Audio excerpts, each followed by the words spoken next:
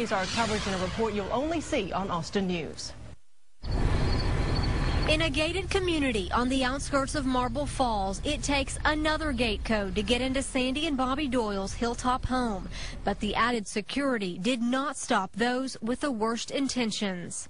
We were asleep, and I heard a noise, and I saw them right here in the living room. I saw the shadows. How they got in is still a mystery, but according to investigators, these men from El Salvador went straight for her husband in bed. By the time I could see what was going on, there were 3 men on him, and with what I saw, he should be dead. Bobby's face and body repeatedly hit with the butt of rifles the men brought with them.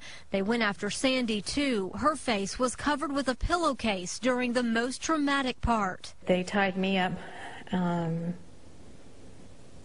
after they raped me.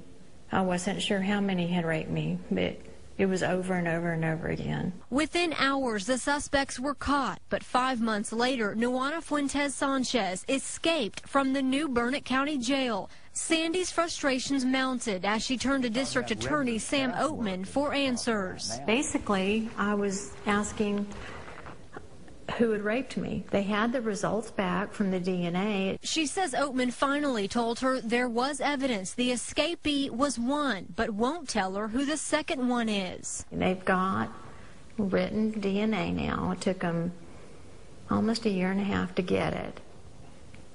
And he won't tell me who the other one is.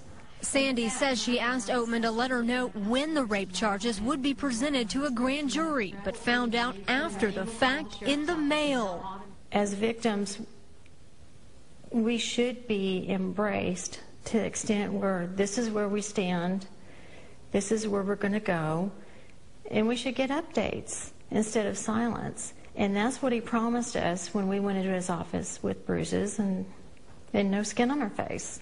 That's what he promised us.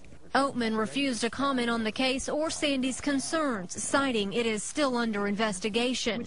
Saturday, she received another piece of mail. A new March trial date has been set. But this is the first communication we've gotten from the DA's office in months. The bruises have faded, but Sandy and her husband are still suffering physically. Bobby gets dizzy spells, and both have nerve damage in their hands from being tied so tight.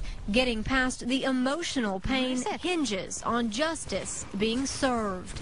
In Marble Falls, Erin Cargile, KXAN, Austin News.